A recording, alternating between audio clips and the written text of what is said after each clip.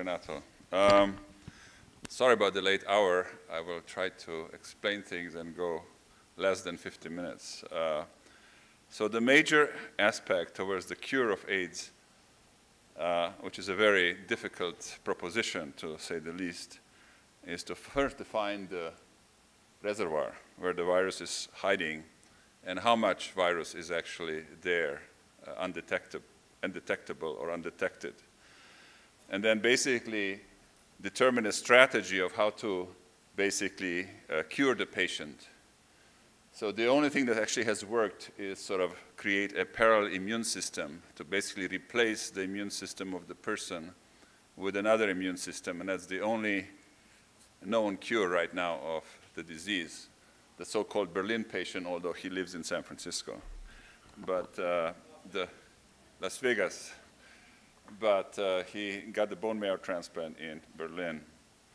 Now the other possibility is that you can shock and kill, in other words, to shock the virus out of the reservoir and basically kill the cells and kill all cells and basically eliminate the virus from the body. Now, you would expect that the immune system should have done this by itself during early infection, but the virus can hide even early during the infection, and it's not clear that the shock and kill will do any better than T-cell activation that's accompanying early infection.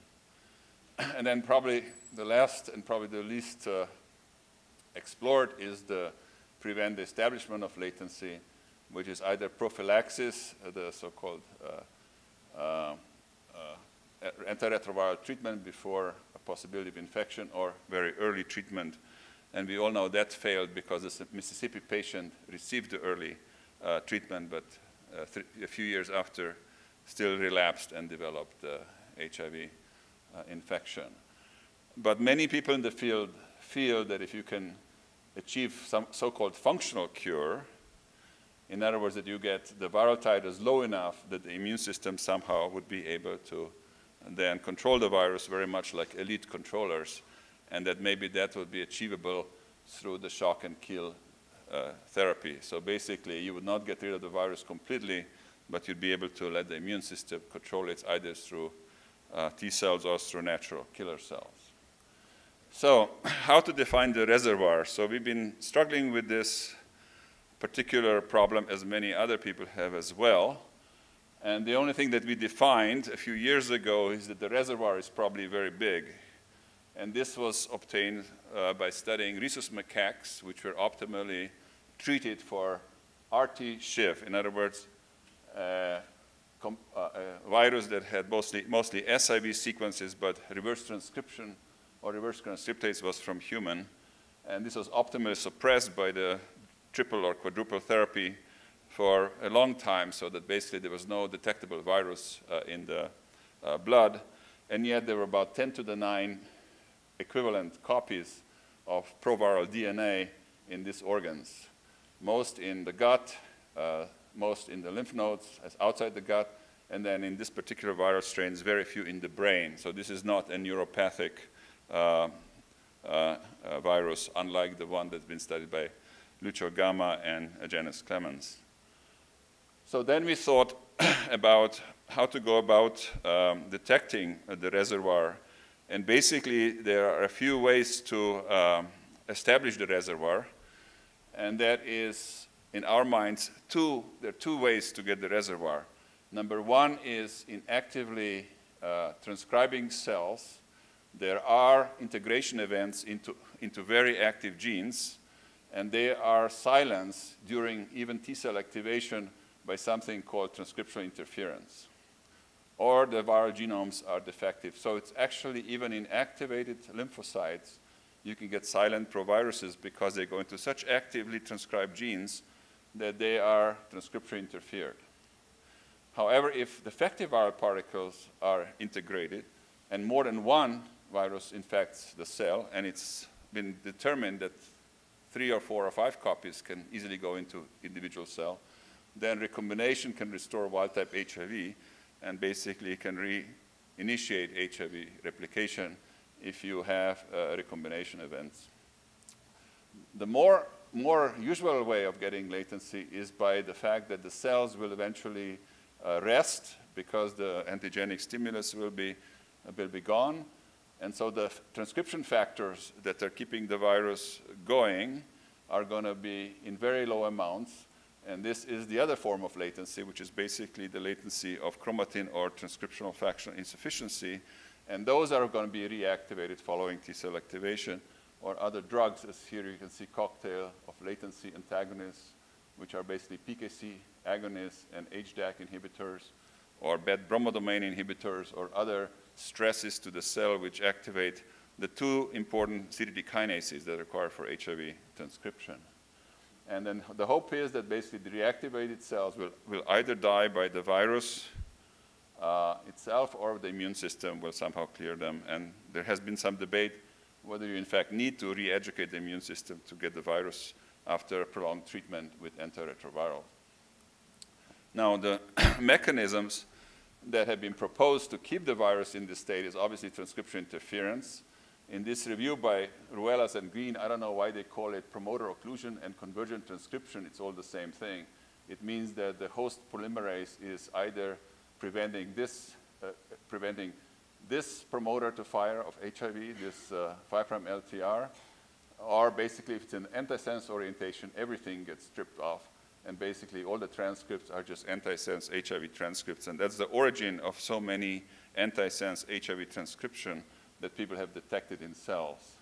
So this is a major mechanism. As I told you before, it can occur even during inactivated cells.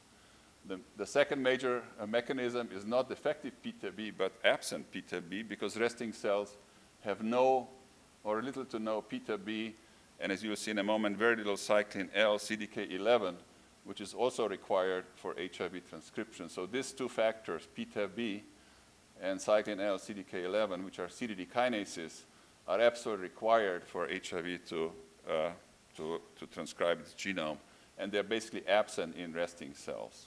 And then finally, there's chromatin compaction, which basically means that there's heterochromatinization or DNA methylation on cytidine, which presumably inactivates the long-term repeat. So these are the three main mechanisms. Obviously, 80% of all the integrated proviruses which are not seen are basically defective. So this is 20%, and this is about 80% of the pool. And as I said, the fear is that even those could recombine and create a competent virus for replication.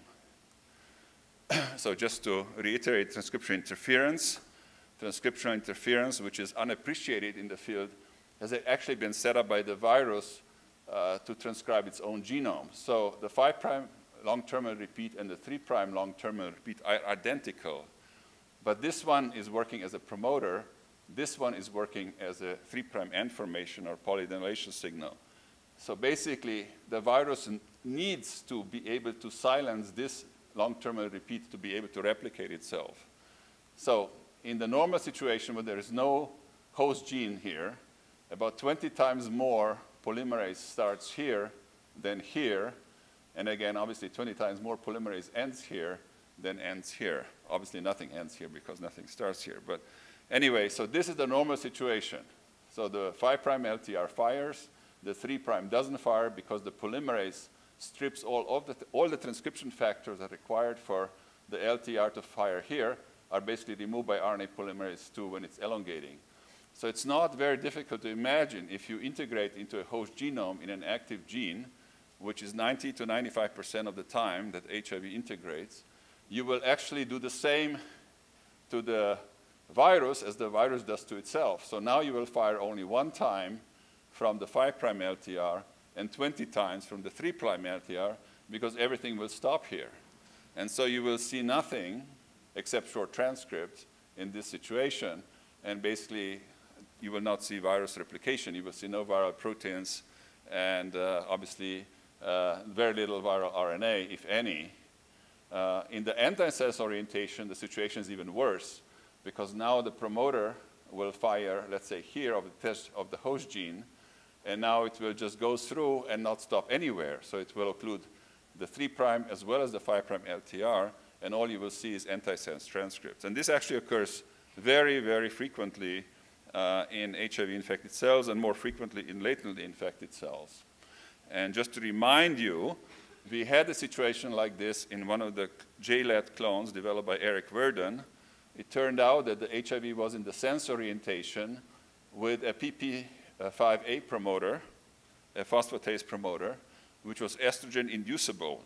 And the moment we removed estrogen from the system, we removed the transcription from this promoter, and all of a sudden the virus came flying out. So the only thing you have to do is to occlude or at least stop the transcription from the host cell gene. You will stop occluding or stop preventing this promoter from firing, and the virus will basically be able to reestablish its replication and its ability to infect other cells. So this is a very important concept that people have not really considered very much, but it's one of the major aspects of the proviral latency and the reservoir of HIV in the infected individual. So how do we still, given all these possible mechanisms, try to determine the reservoir?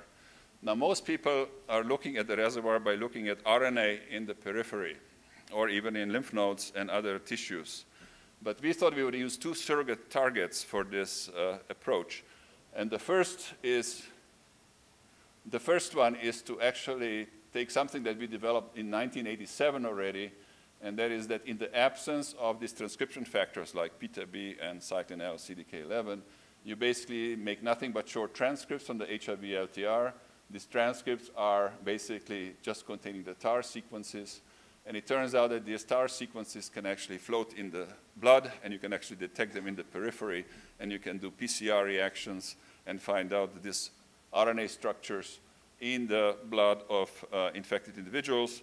And we think that this blood actually marks a truly latent reservoir because it means that no longer transcripts are being created than just TAR. And I'll just show you a few little slides on how this idea came about. For residual replication, most people are doing qPCR in tissues, or RNA or DNA PCR or both, and combine the two. But we have actually focused on the NEF exosomes, and it turns out that NEF is the most abundant viral protein in the blood. It is actually the highest level of all the viral proteins, and that is because it is the most abundant protein made early during the infection. And the NEF exosomes are found in the CSF, they're found in the blood, and you can actually, by looking at the proteome of this exosome, even determine the tissues they may have come from. So if you combine measurements of NEF exosomes and TAR exosome, you can have maybe a good idea about residual replication and true latency of HIV in the infected host. So I will just breeze through these slides because you've seen them probably last year, and Ashley Haas is probably tired of seeing them anyway. The reason that we actually thought about the short transcripts is because in the absence of TAT, this is a nuclear run-on, so the transcription of HIV in the presence of TAT, in the absence of TAT. In the absence of TAT, there is only TAR transcript. There's no elongation of transcription. Forget about this band. In the presence of TAT, there is also promoter proximal transcription as well as promoter distal transcription. This is by nuclear run-on.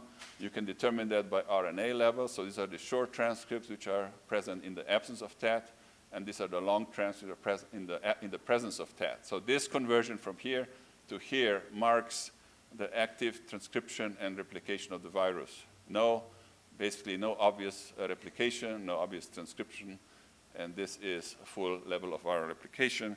You can apply that to patients by using PCR approaches. So there are 3 primers, 1, 2, 3. This is short transcript, these are long transcripts. And now you can see that in the periphery, at a seroconversion already, you see nothing but short transcripts. You can activate the cells, and now they will elongate and make full-length viral transcripts. And this is a very nice marker for transcription, absent transcription or absent elongation of transcription.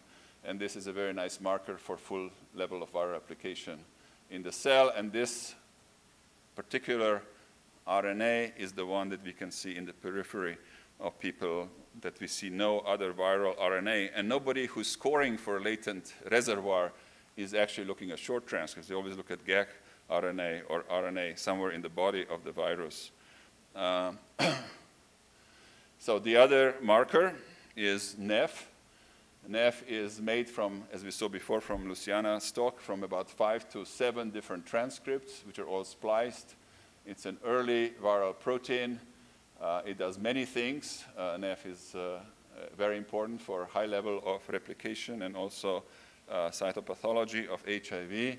It's a membrane-associated virus, and it is abundantly secreted from cells. That's the good feature about it, because it actually binds to a lot of proteins that are required for release of vesicles like AP molecules and the escort complex.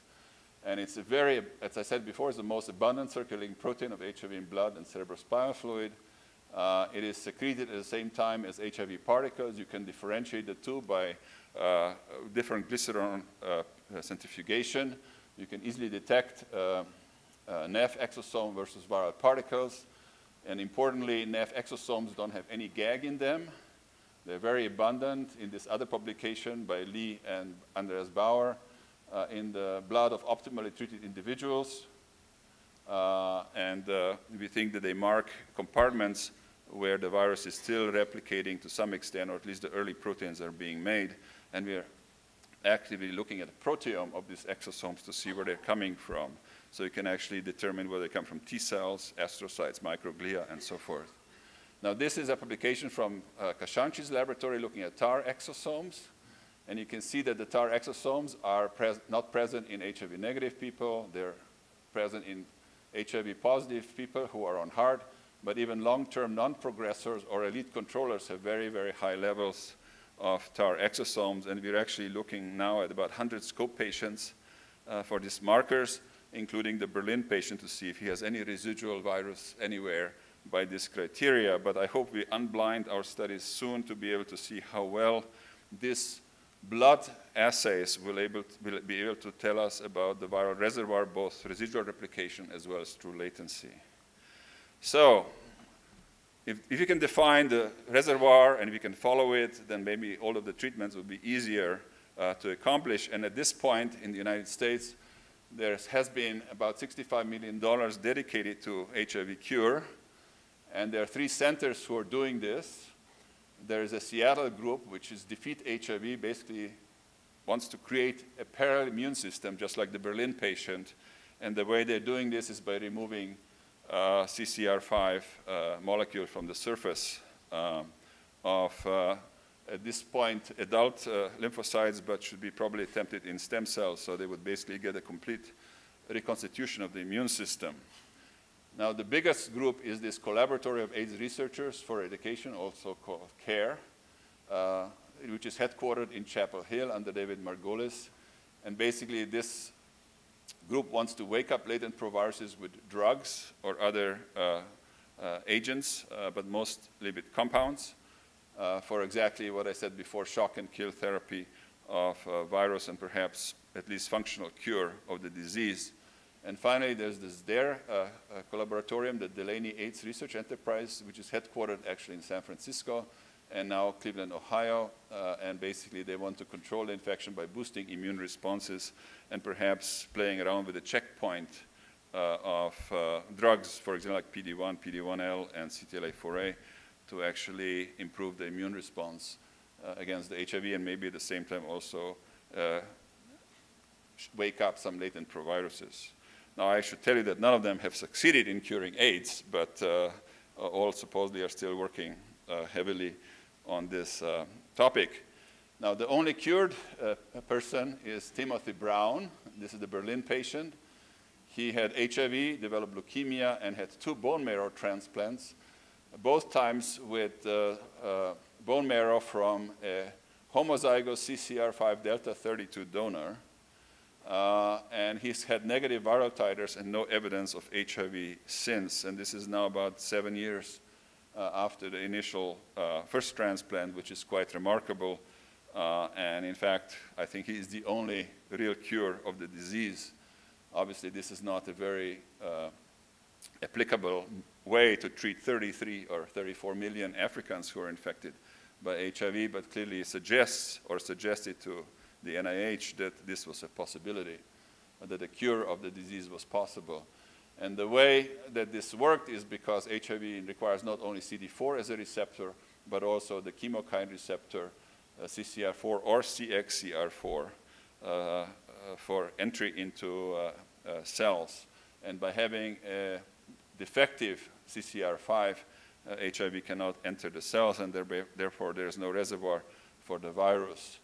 So there has been now a major consortium to people, including Sangamo, as well as the Defeat HIV from Seattle, that replicates this by using different kind of genetic engineering, using either zinc finger nucleases, talin nucleases, and now everybody is using this CRISPR-Cas9 nucleases to do the same, to basically create a bone marrow which will lack CCR5.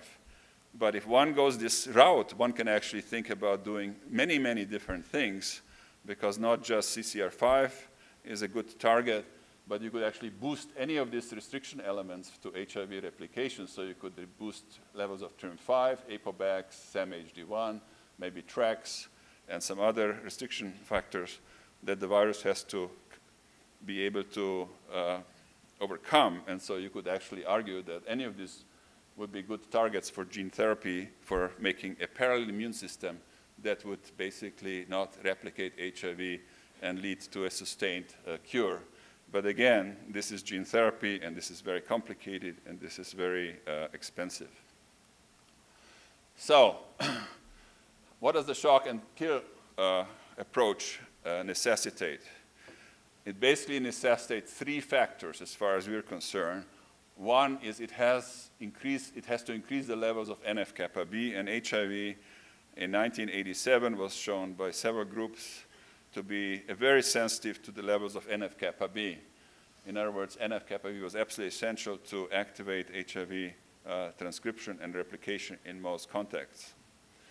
NF-kappa B also has one additional advantage: if you make enough of it, it binds DNA so tightly that it counteracts some transcription interference. So in other words, it binds DNA more tightly than polymerase that's going through, and so some of the polymerase will actually stop, so you will be able to initiate transcription from the 5' LTR.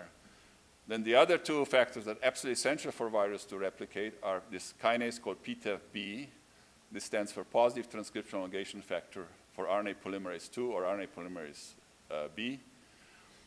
And this is absolutely required for HIV transcriptional elongation. It's a cofactor for NF-kappa B, and it's a cofactor for TAT. So without PTEF-B, the virus goes nowhere, and resting cells have almost none. And so you have to elevate the levels of PTEF-B, and you can do this through PKC agonists as drugs, or you can do this through T-cell activation, or you can do this through some lymphokines like IL-7 or IL-15. But basically, once you've achieved levels of PTEF-B that are sufficient to allow HIV to transcribe its genome, you still have to release most of it from an inactive complex that I'll briefly mention, and that can happen through HDAC inhibitors, HMBA, or bad bromodomain inhibitors that will actually release this PTEF-B from the inactive complex. This is very complicated, and if you cannot follow most of it, I apologize. But basically, the third kinase that you need to worry about, so this PTEF-B is a CTD kinase. It modifies the polymerase so it can splice and elongate, splice, and polyadenylate.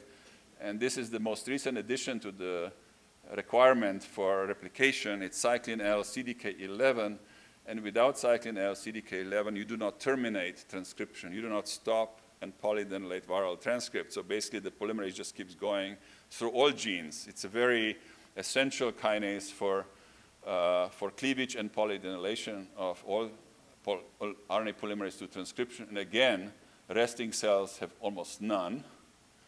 And again, you need something like PKC agonists to increase the levels, but the increase is actually slower than the increase for PTEF-B, which is by microRNA-mediated release, and this is through transcription increase. And so even early on, you may have a lot of transcription interference, or at least transcriptional read-through from the HIV rather than full end formation. But nevertheless, if you can increase all of those three in a cell without causing damage to the cell or the organism, then you will be able to reactivate HIV. So the big issue is how to increase all three and how to increase them in all compartments where HIV might be hiding. So just to reiterate this part, so PTEF-B, which is cyclin T1 CDK9, is absolutely required for the 5' LTR to work, for polymerase to make from short to long transcripts. and cyclin L, CDK11 is absolutely required to terminate transcription in the 3' LTR and to polynylate the viral transcripts. So what's happening? So we have a model, which Renato has also used, and I think it's a sort of a nice model for latency, and in which we basically try to recapitulate what could be happening in cells that are infected, but then resting. In other words, all the growth factors and all the activation signals have been withdrawn. So what we do is we take PBMCs from which we isolate CD4 positive T cells. We then expand them with anti-CD3 CD28 magnetic beads for about 10 days, which basically exponentially increases their number. We then infect them when they're still sort of active with a lot of IL-2 with the luciferase reporter virus. So this is basically one round of infection, but basically all cells get infected. And then we withdraw the IL-2 to basically undetected or very, very low amounts for about 2 weeks. And we see by protein, Western blot, as well as RNA, that the levels of NF-kappa B go down, the levels of beta B disappear, the levels of cyclin L, CDK11 disappear, and the virus basically is undetectable at this point. And then we start giving them activation signals, the shock signals. And we measure luciferase activity on 24, 48 hours after the beginning of this activation signal, and we give different agonists at different times. And important to note here is that basically we distinguish between PKC activators as agonists and latency reversal agent as drugs. So basically, PKC agonists are absolutely required to raise the levels of this NF-kappa B, beta B, and cyclin L, CDK11. These latency reversal agents do absolutely nothing to increase the levels of these transcription factors.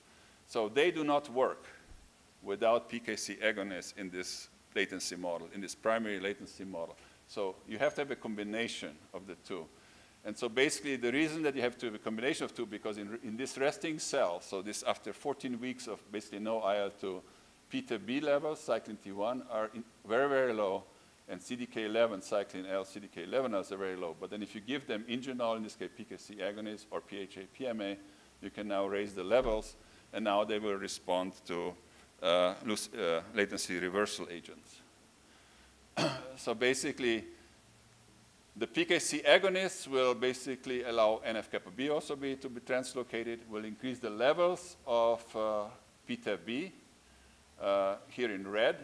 But as I mentioned to you before, beta B is also found in an inactive complex in cells. And this equilibrium between beta B here and beta B here determines the state of cell proliferation. So in other words, if all beta B's here, cells don't grow. If a little bit of beta B, up to 5% or so, is released, then cells start growing.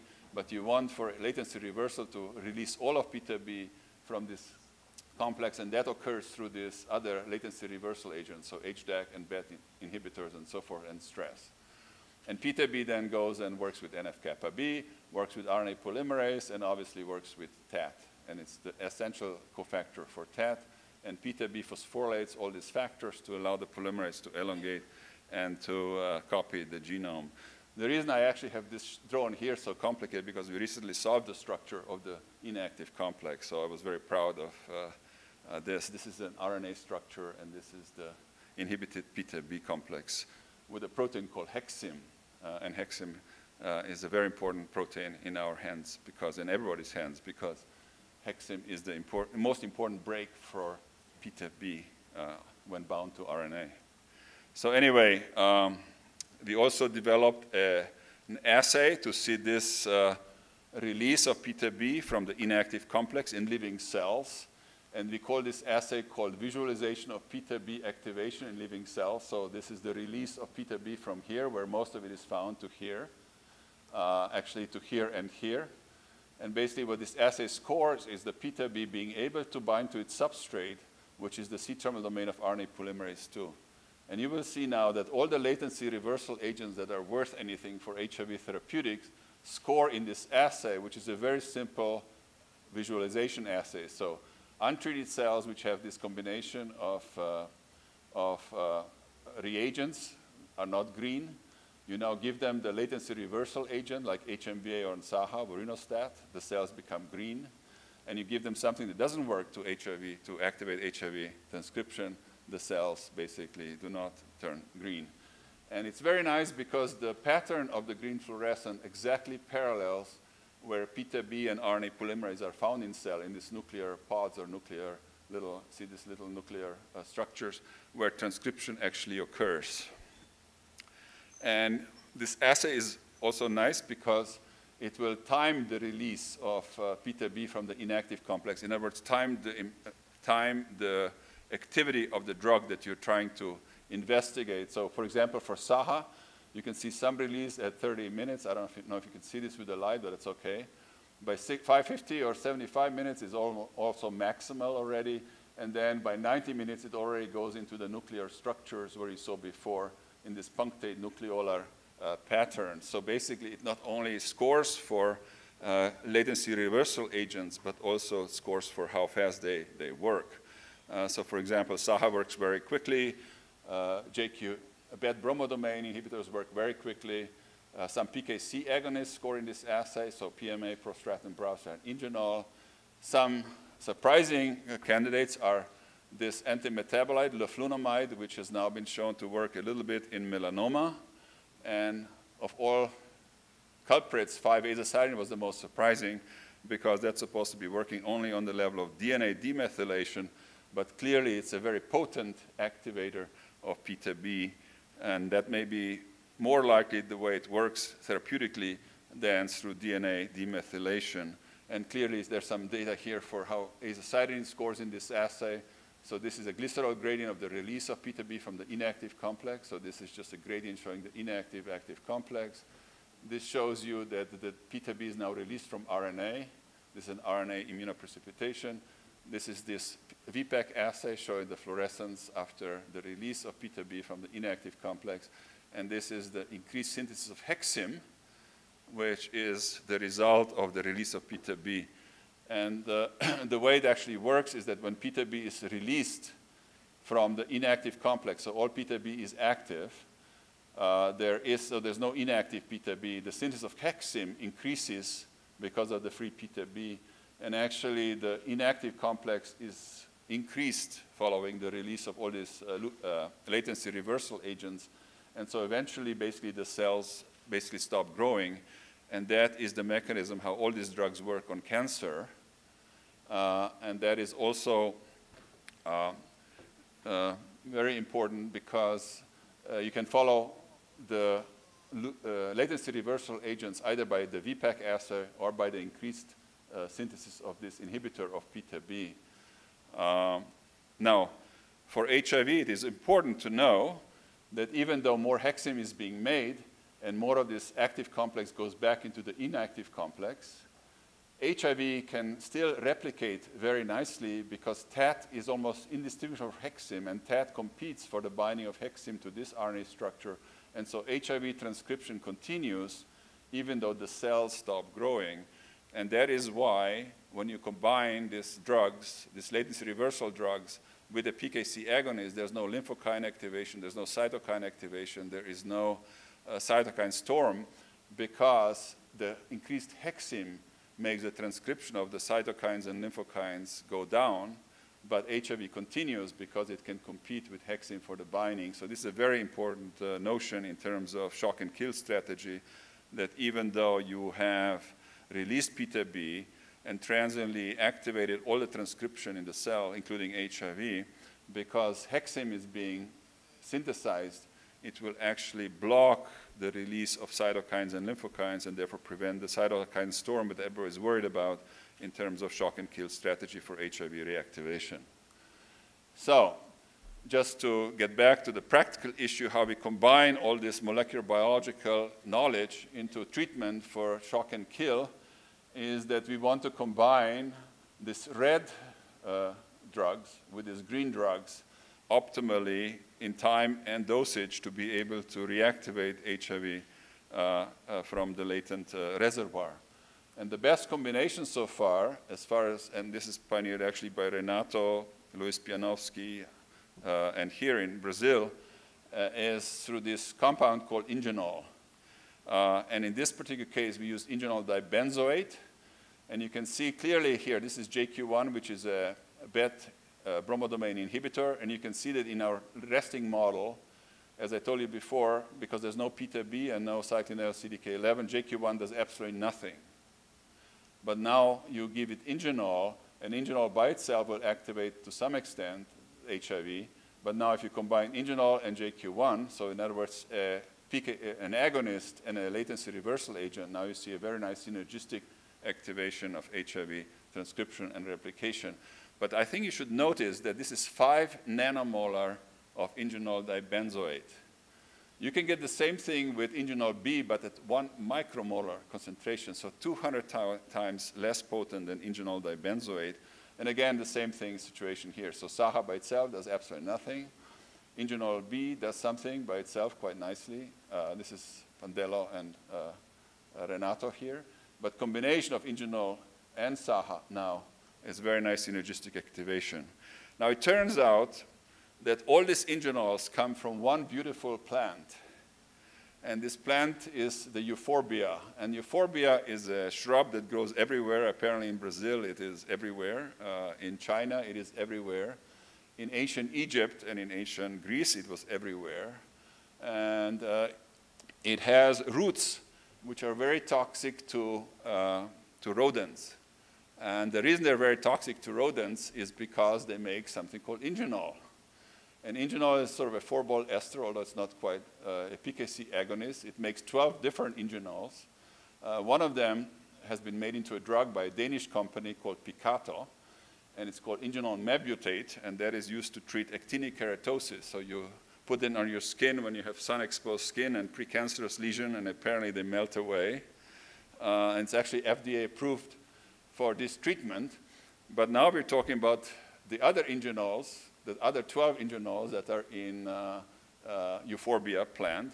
There are also 4 to 6 euphals. There are also 4 different Kansui forins, all of which have biological activity. And they have been used actually in China as Kansui or Gansui to treat ascites, to treat residual retention of, for example, menstruating women. It's been used to treat lymphomas and leukemias, and it is a very big staple in Chinese medicine.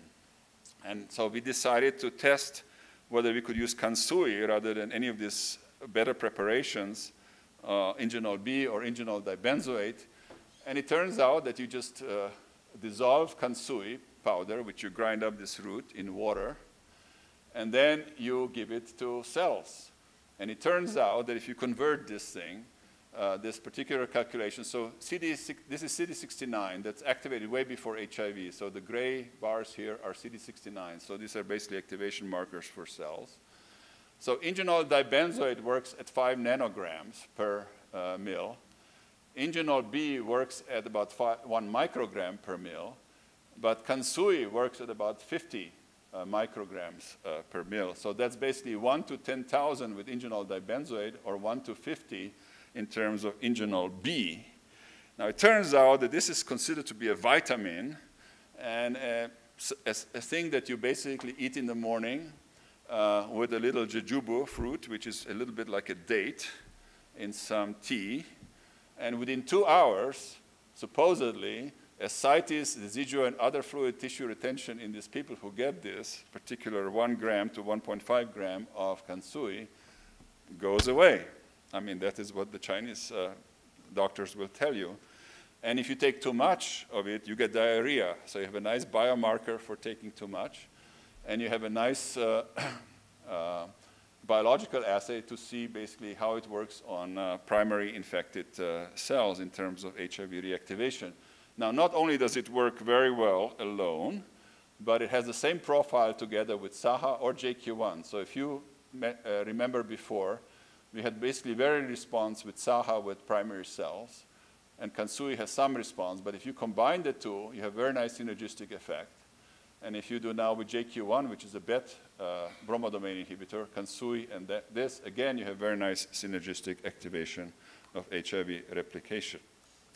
So we would like to suggest that instead of having to purify all these ingenols from this plant, that you might be able to just use the Kansui powder, which is extremely inexpensive, very easy to obtain, and very easy to basically grind up yourself, together with maybe one of these latency reversal agents like BET bromodomain inhibitors or HDAC inhibitors.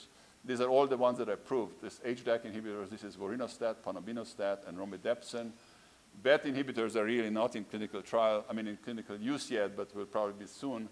But you can combine any of these T-cell PKC agonists, which will translocate NF-kappa B, increase levels, and activate beta-B and CDK11, together with one of these latency reversal agents, and have a very nice possibility, at least, of being able to reactivate the reservoir or diminish the reservoir of HIV in the infected individual. Now, just to get you up to date a bit more with Kansui, it's not just China that has been using this powder, but it's actually described in the old Greek literature as being quite good for ascites as well. And it's a compound that's used in Brazil.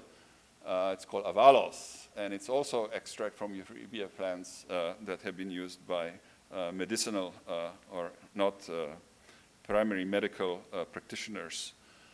So in China, we've got 1 kilogram of Kansui powder for $15 from a GMP facility in Shanghai. You can go to the Arboretum in San Francisco and get it for less, but maybe you'll get a fine for pulling out the root.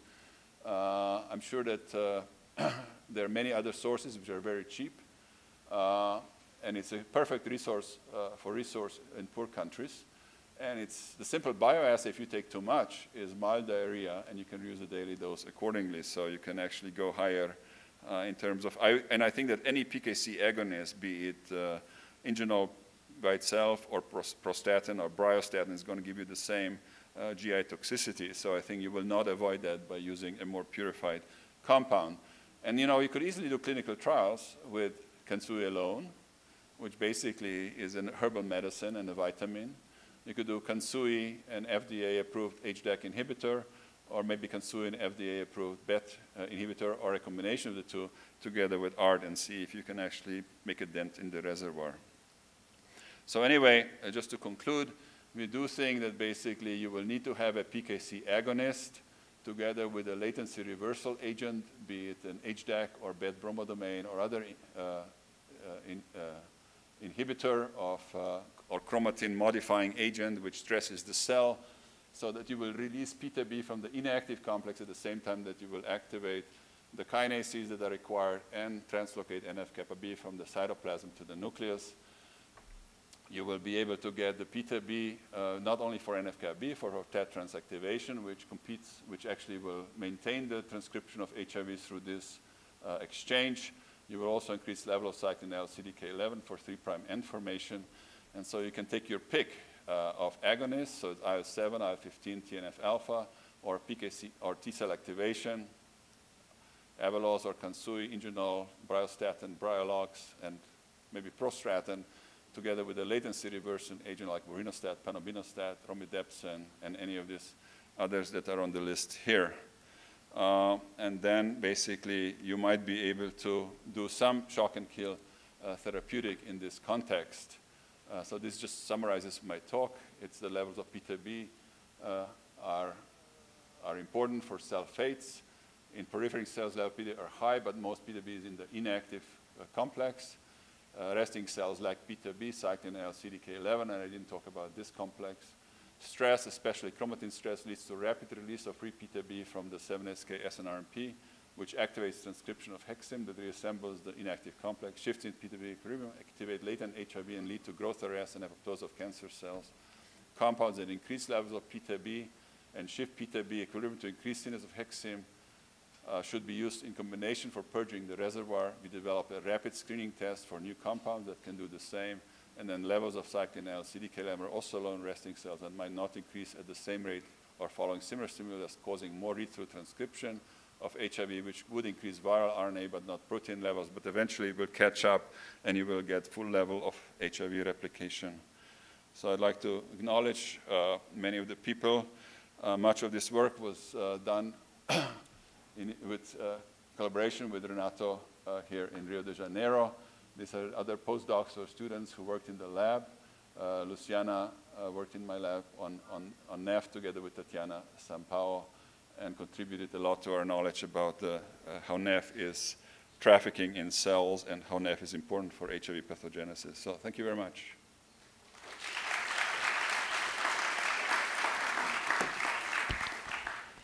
Thank you, Matija. It's a very nice talk.